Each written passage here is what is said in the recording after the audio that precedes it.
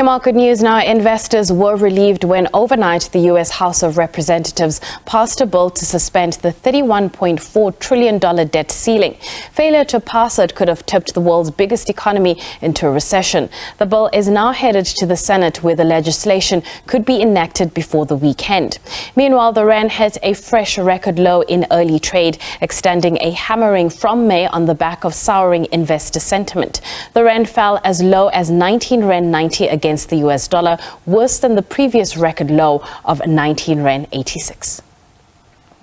To give us more perspectives when it comes to the markets, we are joined by Han Tan, who's a chief market strategist at Xfinity. Han, thank you so much for your time. Your assessment of global market conditions right now that the debt ceiling concerns seem to be behind us. Yeah, I think to be clear, they're not entirely behind us, although you're right to point out the vote in the Senate is due to be just a formality at this point in time.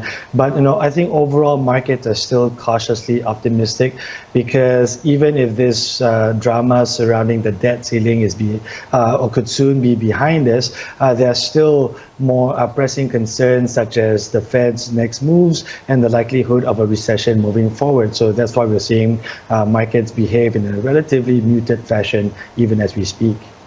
And my intro, I mentioned how our local currency, the rand, is performing against the dollar, reaching a record low. But we're also seeing dollar strength, and perhaps you can give us some perspective in terms of why we're seeing a stronger dollar.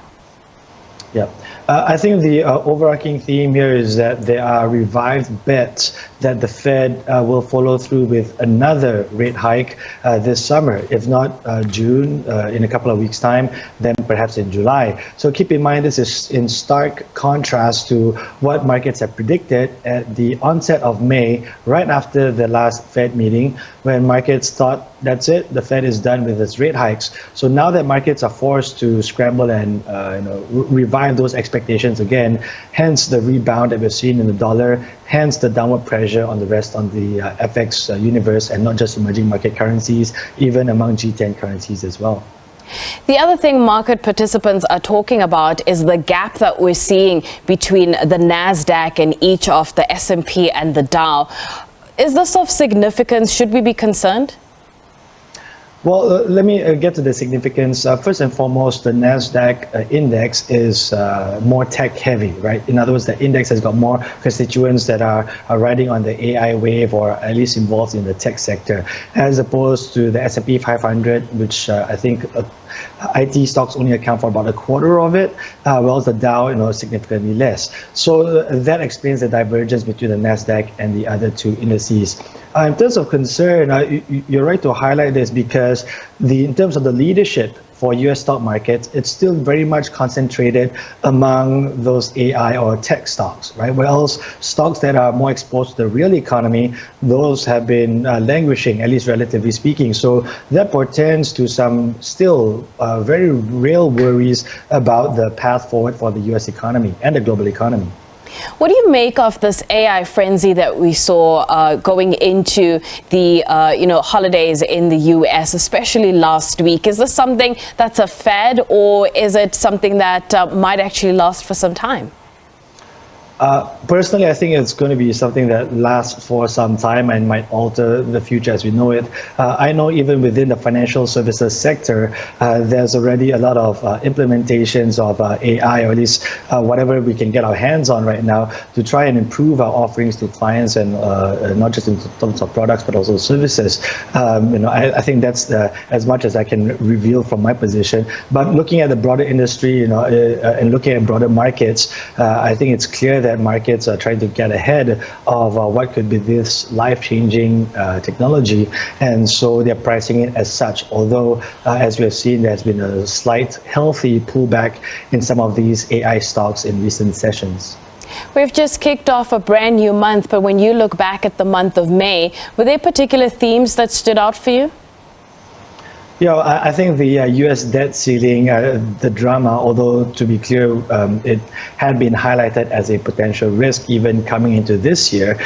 For it to come so close to the wire, as opposed to the relatively sanguine episodes in recent years, I think that certainly stands out, and hopefully it'll be put to rest for a while until we may have to revisit this in 2025 again. I think it's that, and also the revived bets for the Fed rate hike. I think those two were the standout themes for the month that just passed. Speaking of the Fed, tomorrow we have U.S. non-farm payrolls.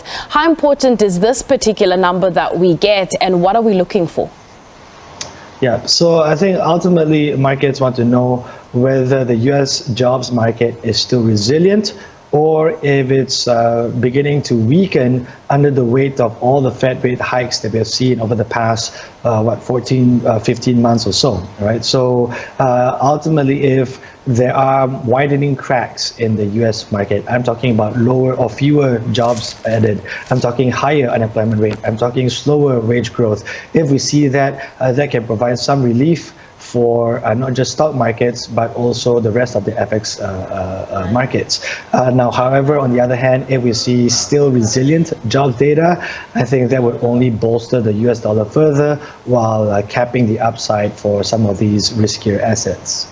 Before I let you go, just quickly, there have been some Fed officials who are hinting that they might be inclined to support a pause in June. Does that take the pressure off tomorrow's non-farm payrolls, if that really is the case?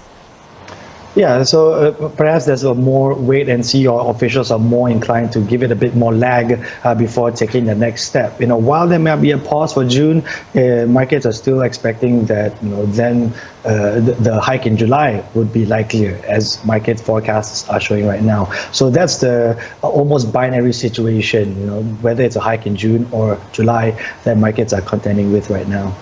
Han, let's leave it there. Thank you so much for your time. That is Han Tan, who's the Chief Market Strategist at Xfinity. Those were your business news. We'll have a little bit more after this short break.